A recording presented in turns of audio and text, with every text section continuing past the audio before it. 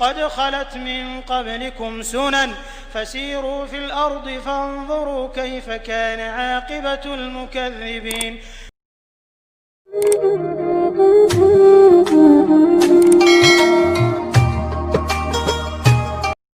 العالمين والعاقبة للمتقين والصلاة والسلام على سائر الأنبياء والمرسلين أما بعد. أعوذ بالله من الشيطان الرجيم. بسم الله الرحمن الرحيم. إذ قال يوسف لأبيه يا أبت إني رأيت 11 كوكبا والشمس والقمر رأيتهم لي ساجدين.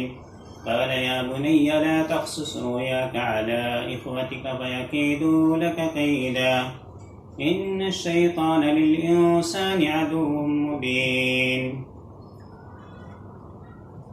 محترم سامعین و حاضرین و ناظرین کرام، السلام علیکم ورحمۃ اللہ وبرکاتہ۔ وحدت امت ٹی وی پر آپ کا خیر مقدم ہے۔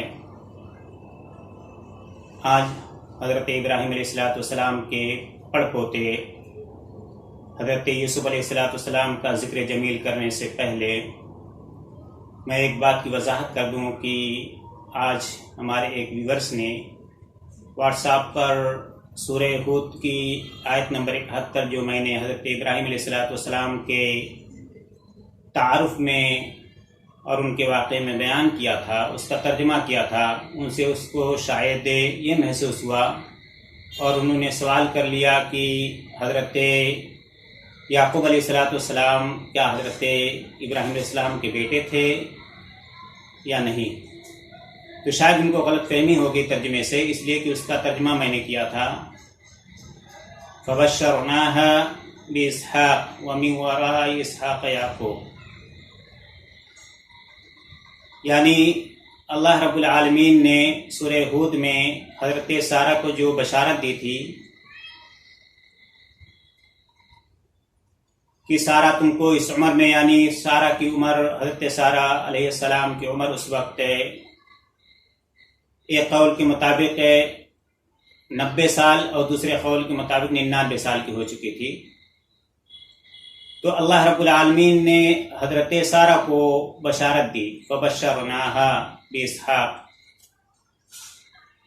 اسحاق علیہ السلام کی بشارت دی کہ آپ کے بطن سے اسحاق پیدا ہوگا، ایک بیٹا پیدا ہوگا، اور اس بیٹے کے بعد اسی بیٹے سے آپ کا ایک پوتا بھی پیدا ہوگا۔ ورا کہتے ہیں پیچھے آنے کو، یعنی اس کے بعد، یعقوب کے بعد، اسحاق کے بعد یعقوب، ورا اسحاق، یعنی اسحاق کے ورا پیچھے، اس کے بعد یعقوب پیدا ہوگا جو پوتا ہوگا۔ اس آیت سے ایک واضح دلیل اس بات کی بھی ملتی ہے، اگر ہم غور کریں گے، کہ بہت سے مفسرین نے حضرت اسحاق علیہ السلام جو حضرت ابراہیم علیہ السلام کو ایک قول کے مطابق 100 سال، دوسرے قول کے مطابق 120 سال کی عمر میں ملے تھے، یعنی پیدا ہوئے تھے، انہیں کچھ مفسرین نے ذبیح اللہ کہا ہے اور کہا کہ حضرت اسحاق کو ابراہیم نے ذبح کیا تھا۔ لیکن سورہ ہود کی آیت نمبر 71 سے اس بات کی تردید ہو جاتی ہے کہ حضرت اسحاق علیہ السلام ذبیح نہیں تھے، بلکہ ذبیح اللہ حضرت اسماعیل علیہ السلام تھے، کیونکہ آیت کریمہ بالکل صاف بتا رہی ہے کہ ورا اسحاق، یعنی اسحاق کے پیچھے یعقوب پیدا ہوگا، یعنی ان کا لڑکا، ابراہیم علیہ السلام کا پوتا، سارہ کا پوتا پیدا ہوگا۔ اور یہ بشارت فرشتوں نے اسی وقت دی تھی جس وقت سارہ کو بیٹے کی بشارت دی تھی، اسحاق کی، حضرت اسحاق علیہ السلام کی، اسی وقت اسحاق کے بیٹے یعقوب کی بشارت دے دی تھی۔ تو اگر اس آیت کریمہ کو سمجھنا آپ چاہیں تو سمجھیں، اور اس سے واضح دلیل مل جاتی ہے ہم کو اور آپ کو کہ ذبیح اللہ اسماعیل علیہ السلام تھے، ورنہ اسحاق علیہ السلام کو بچپن میں ذبح کرنے کا تو معاملہ ہو ہی نہیں سکتا۔ اگر بچپن میں ذبح کرنے کا، ذبیح ہونے کا شرف حاصل ہونا ہوتا تو اللہ رب العالمین اسی وقت، جس وقت اسحاق پیدا بھی نہیں ہوئے تھے، بشارت مل رہی تھی اسحاق کے پیدا ہونے کی، اسی وقت یعقوب علیہ السلام یعنی پوتے کے پیدا ہونے کی بشارت دی گئی۔ اس سے معلوم ہوتا ہے کہ اللہ رب العالمین نے حضرت ابراہیم علیہ السلام کو اسماعیل کے ذبح کرنے کا حکم دیا تھا اور اسحاق علیہ السلام کو ذبح کرنے کا حکم نہیں دیا تھا، ورنہ اسحاق علیہ السلام کو پوتے بیٹے کی یعنی ابراہیم علیہ السلام کے پوتے کی، اسحاق کے بیٹے یعقوب کی بشارت اللہ رب العالمین سارہ کو اور ابراہیم علیہ السلام کو سوپنا دیتا۔ آئیے اب ہم چلتے ہیں آج کے درس کی طرف۔ آج کا درس ہے حضرت یوسف علیہ السلام کا مختصر تعارف اور ان کے ان مقامات کا جن مقامات پر حضرت یوسف علیہ السلام گئے، چلے پھرے، تبلیغ کیے، یا جن جن مقامات کی انہوں نے سیر کی۔ حضرت یوسف علیہ السلام کا نام قرآن مجید میں اللہ رب العالمین نے 26 آیتوں میں 27 دفعہ ذکر فرمایا ہے۔ سورۃ الانعام آیت نمبر 84، سورہ یوسف جو حضرت یوسف علیہ السلام کے نام ہی پر ہے، اس سورت کے اندر اللہ رب العالمین نے 27 میں سے 25 دفعہ یعنی 24 آیتوں میں 25 دفعہ حضرت یوسف علیہ السلام کا نام ذکر فرمایا ہے۔ آیت نمبر 4، آیت نمبر 7، آیت نمبر 8، آیت نمبر 9، آیت نمبر 10، آیت نمبر 11، آیت نمبر 17، آیت نمبر 21، آیت نمبر 29، آیت نمبر 46، آیت نمبر 51، آیت نمبر 56، آیت نمبر 58، آیت نمبر 69، آیت نمبر 76، آیت نمبر 77، آیت نمبر 80، آیت نمبر 84، آیت نمبر 85، آیت نمبر 87، آیت نمبر 89، آیت نمبر 90 میں 2 دفعہ، آیت نمبر 94، آیت نمبر 99، یعنی 27 جگہ جو ذکر 27 مرتبہ جو ذکر فرمایا ہے، 25 مرتبہ تو صرف سورہ یوسف علیہ السلام سورہ یوسف میں حضرت یوسف علیہ السلام کا نام آیا ہوا ہے 25 دفعہ 24 آیتوں میں، اور سورہ انعام آیت میں 84 میں 1 مرتبہ، اور سورۃ المومن جسے سورہ غافر بھی کہا جاتا ہے اس میں آیت نمبر 34 میں 1 دفعہ۔ ٹوٹل اللہ رب العالمین نے 26 آیتوں میں 27 دفعہ یوسف علیہ السلام کا نام اپنے کلام پاک میں ارشاد فرمایا ہے۔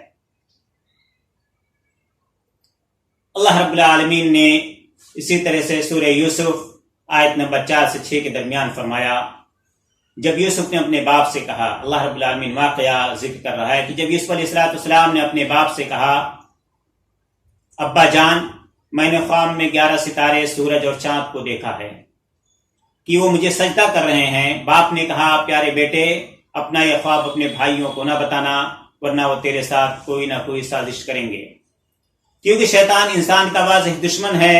تیرا رب اسی طرح خواب کے مطابق تجھے دین کے لیے منتخب فرمائے گا اور تجھے خوابوں کی تعبیر سکھائے گا، اور تجھ پر اور یعقوب کی نسل پر اپنی نعمت مکمل فرمائے گا، جیسا کہ اس نے اس سے پہلے تیرے دادا اسحاق اور ابراہیم پر اپنی نعمت مکمل فرمائی۔ بلا شبہ تیرا رب بہت علم و حکمت والا ہے۔ اللہ رب العالمین نے سورہ یوسف ہی میں آیت نمبر 19 سے 20 کے درمیان فرمایا، پھر ایک قافلہ آیا جس نے اپنا پانی لانے والا بھیجا۔ پانی لانے والے نے اپنا ڈول کنویں میں ڈالا تو کہنے لگا، واہ خوشخبری، یہ تو ایک لڑکا ہے۔ پھر انہوں نے اسے تجارت کے نقطۂ نظر سے بکاؤ مال سمجھ کر چھپا لیا۔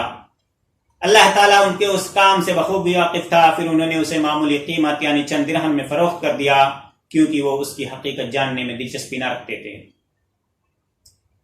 اللہ رب العالمین نے سورہ یوسف ہی میں آیت نمبر 34 اور 35 میں فرمایا کہ اس کے رب نے اس کی دعا قبول کرنی، یعنی اللہ رب نے فرماتا کہ ہم نے حضرت یوسف کی دعا قبول کر لی اور ان عورتوں کی سازش سے اس یوسف کو محفوظ رکھا۔ بلا شبہ وہی سب کچھ سننے والا، خوب جاننے والا ہے۔ حقیقت حال اچھی طرح جان لینے کے باوجود انہوں نے یہی بہتر سمجھا کہ اسے کچھ دیر کے لیے قید میں ڈال دیں۔ سورہ یوسف ہی میں اللہ رب العالمین نے آیت نمبر 46 سے 49 کے درمیان فرمایا، جناب یوسف صدیق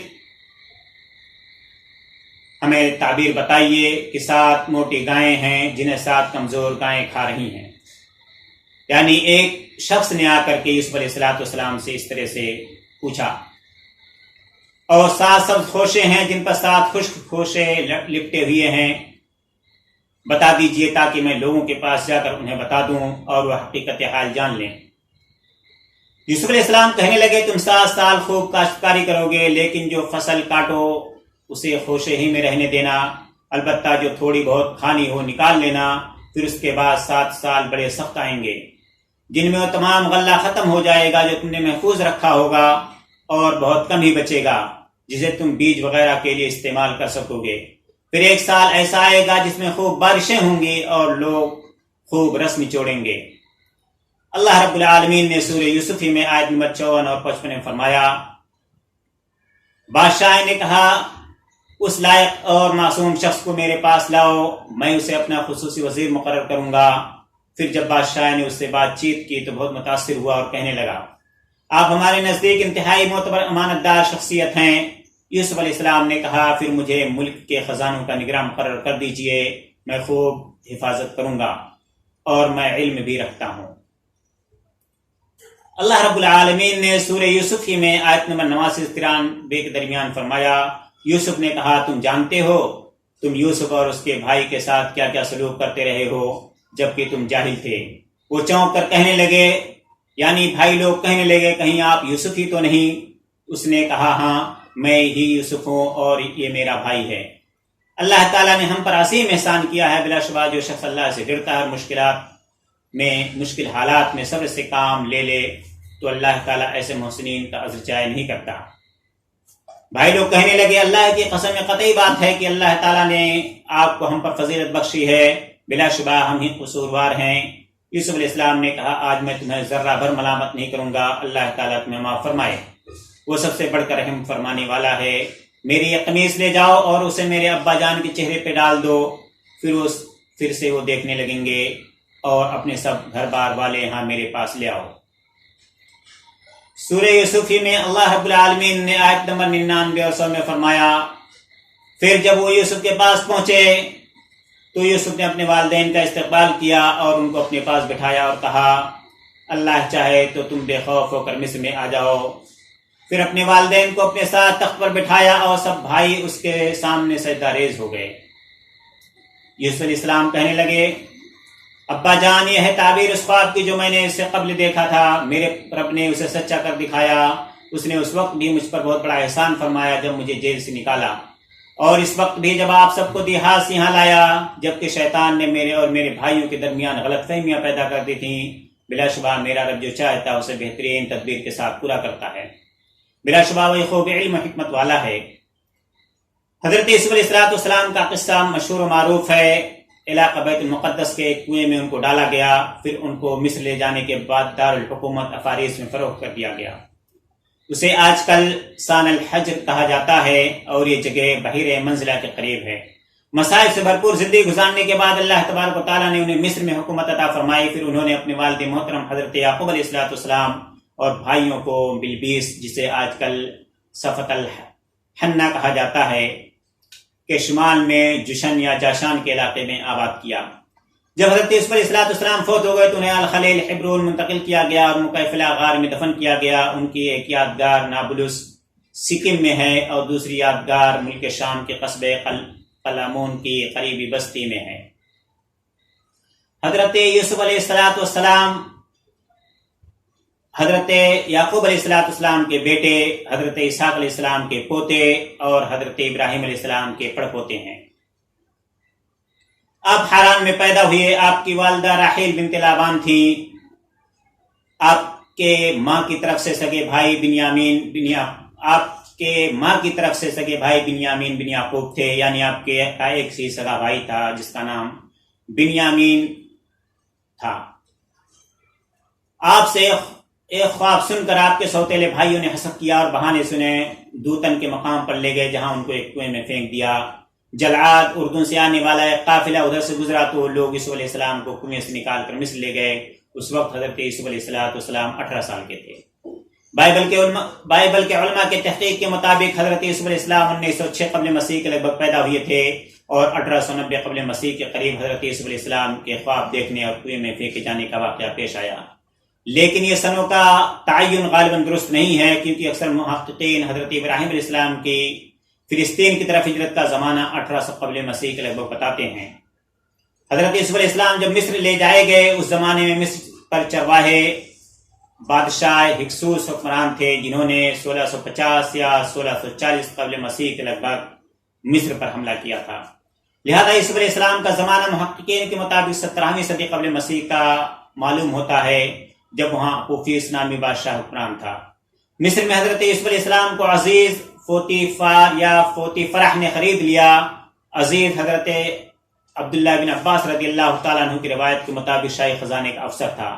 پھر فوتیفار کی بیوی زلیخا کی طرف سے حضرت یوسف علیہ السلام کے ساتھ جو معاملہ ہوا، اس کے نتیجے میں یوسف علیہ السلام کو 9 سال قید بھگتنی پڑی۔ قید خانے میں انہوں نے 2 قیدیوں کے خوابوں کی تعبیر بتائی۔ ان دونوں میں سے جو شخص قید سے چھوٹ گیا وہ بادشاہ مصر اپوفیس کے ساقیوں کو پانی پلاتا تھا، یعنی ساقیوں کا سردار تھا۔ اس نے کئی سال بعد بادشاہ کا خواب سن کر اور بادشاہ کی اجازت سے جیل آ کر یوسف علیہ السلام سے شاہی خواب کی تعبیر پوچھی۔ یوسف علیہ السلام کی بتائی ہوئی تعبیر جب بادشاہ نے سنی تو اس نے یوسف علیہ السلام کو دربار میں بلا بھیجا اور پھر انہیں نائب السلطنت کے منصب پر فائز کر دیا۔ سورہ یوسف میں برسر اقتدار حضرت یوسف علیہ السلام کے لیے ملک اور عزیز دونوں الفاظ استعمال ہوئے ہیں۔ اس سے پتہ چلتا ہے کہ عزیز مصر میں کسی خاص منصب کا نام نہ تھا، بلکہ محض صاحب اقتدار کے معنی میں استعمال کیا گیا تھا اور استعمال کیا گیا ہے، جیسے ہمارے ہاں لفظ سرکار بولا جاتا ہے۔ لفظ ملک بادشاہ سے اندازہ ہوتا ہے کہ یوسف علیہ السلام کو نائب السلطنت یا رومی اصطلاح میں ڈکٹیٹر بنایا گیا تھا، جیسا کہ یوسف علیہ السلام نے اجعلنی علی خزائن الارض، ملکی خزانوں پر معمور کیے جانے کا تقاضا کیا تھا۔ یوسف علیہ السلام جب مصر کے نائب السلطنت بن گئے تو انہوں نے شاہی خواب کے مطابق آنے والے قحط کے پیش نظر بہترین انتظامات کیے، حتیٰ کہ ان کے سوتیلے بھائی کنعان سے غلہ لینے مصر آئے۔ حضرت یوسف علیہ السلام کی خواہش پر اگلے سال وہ بنیامین کو بھی ساتھ لائے، یعنی پہلی مرتبہ 10 بھائی آئے تھے اور یوسف علیہ السلام کے چھوٹے بھائی بنیامین کو چھوڑ کر کے گئے تھے۔ لیکن یوسف علیہ السلام نے پہلی مرتبہ غلہ دیا، لیکن دوسری مرتبہ کے لیے کہہ دیا بھائیوں کو، 10 بھائیوں کو کہ تم ایک بھائی جس کو چھوڑ کر آئے ہو بنیامین کو، اس کو بھی ساتھ لے کے آنا۔ حضرت یوسف علیہ السلام کے عذر کے باعث بنیامین وہیں یوسف علیہ السلام کے پاس رہے، اور جب حضرت یوسف کے اللاتی بھائی تیسری بار مصر آئے، اللاتی بھائی ان کو کہتے ہیں کہ باپ ایک ہی ہو لیکن ماں الگ ہو۔ چونکہ حضرت یوسف علیہ السلام کے 10 بھائی، ان کی پہلی ماں یعنی حضرت یوسف علیہ السلام کے والد حضرت یعقوب علیہ السلام کی جو پہلی بیوی تھیں حضرت یوسف علیہ السلام کی خالہ، اس زمانے میں 2 بہنوں کا اجتماع نکاح میں درست تھا، تو ان کے خالہ یعنی بڑی خالہ کے لڑکے 10 لڑکے جو تھے، 10 بھائی جو تھے، وہ اللاتی بھائی کہلائے، کیونکہ ان کی ماں الگ تھی 10 بھائیوں کی، اور یوسف علیہ السلام کی ماں دوسرے کی ماں الگ تھی، یوسف علیہ السلام اور بنیامین کی۔ باپ ایک ہی ہو اور مائیں الگ ہو تو ان کو اللاتی بھائی کہتے ہیں۔ تو حضرت یوسف علیہ السلام کے اللاتی بھائی تیسری بار مصر آئے، تب حضرت یوسف علیہ السلام نے بھائیوں کے سامنے اپنے آپ کا انکشاف کیا اور برسر اقتدار بھائی کو دیکھ کر اپنے سابقہ رویہ پر نادم ہوئے۔ پھر حضرت یوسف علیہ السلام نے اپنے والد حضرت یعقوب علیہ السلام کو مصر بلوا لیا۔ بائبل کے مطابق بنی اسرائیل جو مصر آئے وہ بہوؤں کو چھوڑ کر شمار میں 66 تھے۔ حضرت یوسف علیہ السلام کے 2 بیٹے تھے، منسا اور افرایم، اور یوسف علیہ السلام کے بھائی بنیامین یا بنیامین، کچھ لوگ بنیامین لکھتے ہیں، کچھ لوگ بنیامین لکھتے ہیں۔ تو حضرت یوسف علیہ السلام کے 2 بیٹے میں سے ایک منسا یا منسا اور افرایم، دوسرا افرایم، اور یوسف علیہ السلام کے بھائی بنیامین کے بیٹوں کی تعداد 10 بتائی جاتی ہے۔ دوتن حضرت یوسف علیہ السلام 17 برس کی عمر میں جس کنویں میں پھینکے گئے، وہ بائبل اور تلمود کی روایات کے مطابق سکم نابلس کے شہر شمال میں دوتن کے قریب واقع تھا، جسے آج کل دوتان کہا جاتا ہے۔ سکم یا سکیم بیت عیر یعنی بیت المقدس سے تقریباً 50 کلومیٹر شمال میں واقع تھا، اور دوتن سکم سے 15-20 کلومیٹر شمال میں موجودہ توباس اور جنین کے قریب واقع ہے۔ سکم حضرت یعقوب علیہ السلام نے حران سے آ کر کنعان کے شہر سکم کے سامنے ڈیرے لگائے تھے، آج کل نابلس کہا جاتا ہے۔ غرب اردن ویسٹ بینک کے اس شہر کا قدیم نام سامرا ہے۔ حضرت یعقوب علیہ السلام کی کچھ زمین سکم میں تھی۔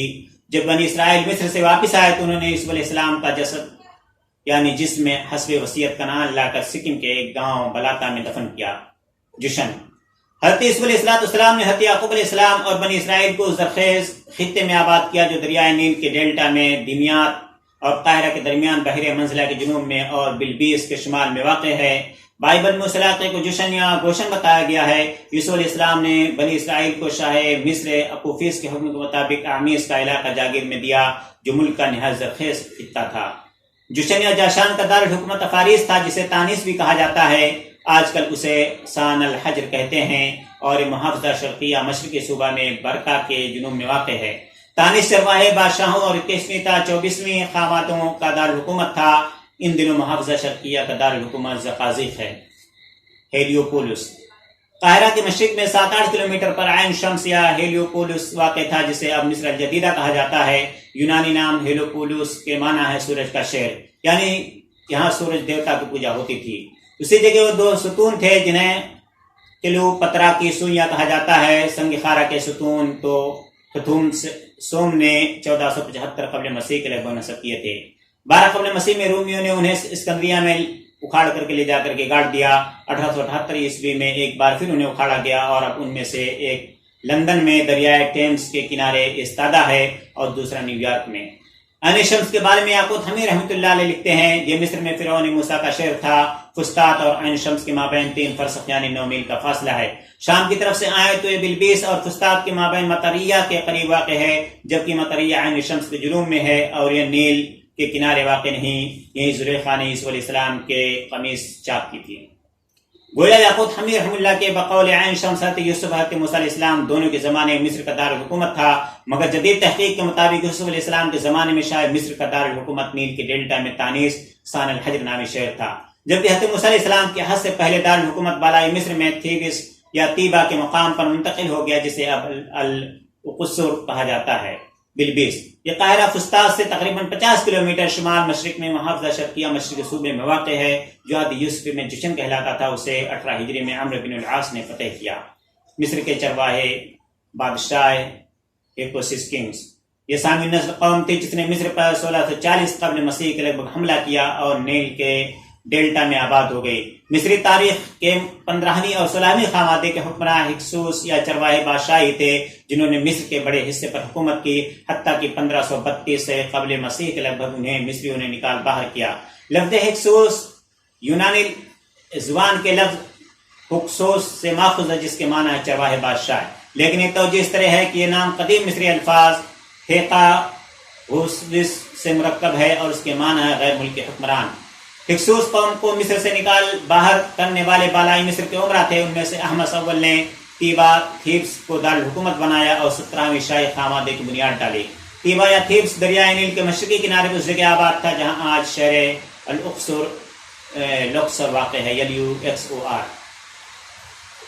مصر پر اس زمانے میں 15ویں خاندان کی حکومت تھی، جو مصری تاریخ میں چرواہے بادشاہوں کے نام سے یاد کیا جاتا ہے۔ یہ لوگ عربی نسل تھے اور فلسطین و شام سے مصر جا کر 2000 برس قبل مسیح کے لگ بھگ سلطنت مصر پر قابض ہو گئے تھے۔ عرب مورخین ان کے لیے عمالیق کا نام استعمال کرتے ہیں۔ ان کی حکومت میں حضرت یوسف علیہ السلام کو عروج حاصل کرنے کا موقع ملا، اور پھر بنی اسرائیل وہاں ہاتھوں ہاتھ دیے گئے۔ 15ویں صدی قبل مسیح 16ویں صدی کہنا درست ہوگا کہ اواخر تک یہ لوگ مصر پر قابض رہے، اور ان کے زمانے میں ملک کا سارا اقتدار عملاً بنی اسرائیل کے ہاتھ میں رہا، ان کے ساتھ رہا۔ اس کے بعد ملک میں ایک زبردست قوم پرستانہ تحریک اٹھی، جس نے ہکسوس اقتدار کا تختہ الٹ دیا۔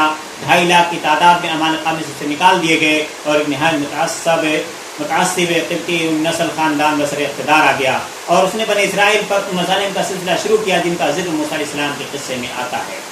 یوسف علیہ السلام کی تکفیر بائبل کے مطابق حضرت یوسف علیہ السلام نے 110 سال کی عمر میں وفات پائی، اور بعض قول کے مطابق 120 سال کی عمر میں وفات پائی، اور انتقال کے وقت بنی اسرائیل کو وصیت کی کہ جب تم اس ملک سے نکلو تو میری ہڈیاں اپنے ساتھ لے کر جانا، چنانچہ تورات میں لکھا ہے۔ یوسف علیہ السلام نے افرایم کی اولاد تیسری پشت تک دیکھی، اور منسا کے بیٹے مخیر کی اولاد کو بھی یوسف نے اپنے گھٹنوں پر کھلایا۔ اور یوسف علیہ السلام نے اپنے بھائیوں سے کہا کہ میں مرتا ہوں، اور خدا یقیناً تم کو یاد کرے گا، اور تم کو اس ملک سے نکال کر اس ملک میں پہنچائے گا جس کے دینے کی قسم اس نے ابراہیم اور اسحاق اور یعقوب سے کھائی تھی۔ اور یوسف نے بنی اسرائیل سے قسم لے کر کہا، خدا یقیناً تم کو یاد کرے گا، تو تم ضرور میری ہڈیوں کو یہاں سے لے جانا۔ اور یوسف نے 110 برس کا ہو کر وفات پائی، اور انہوں نے اس کی لاش میں خوشبو بھری، اسے حنوط کیا اور اسے مصر میں صندوق میں رکھا۔ پیدائش باب 50۔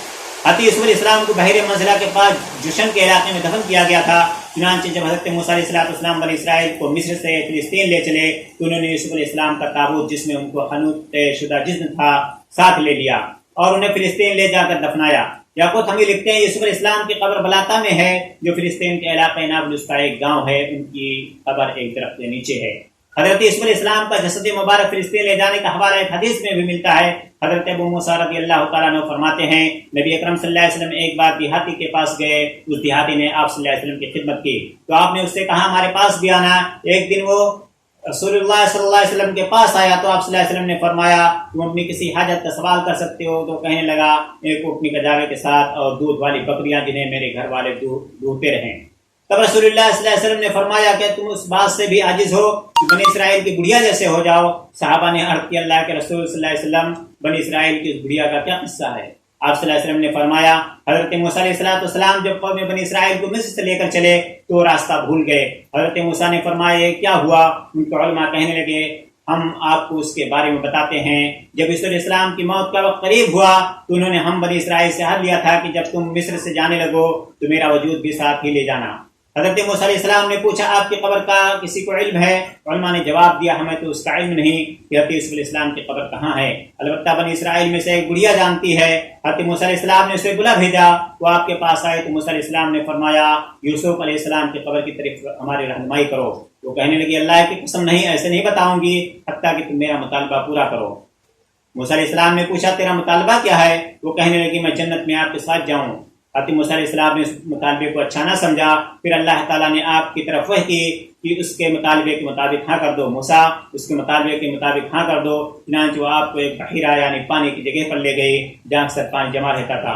وہ کہنے لگے اس پانی کو تم لوگ الچو، اس پانی کو سکھاؤ نکالو۔ لوگوں نے اس پانی کو وہاں سے نکالا اور پھر وہ کہنے لگی اس جگہ کو کھود کر حضرت یوسف علیہ السلام کا بدن نکال لو۔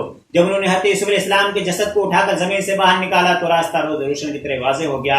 سلسلۃ الاحادیث الصحیحہ جلد 1 622 صفحہ حدیث نمبر 313۔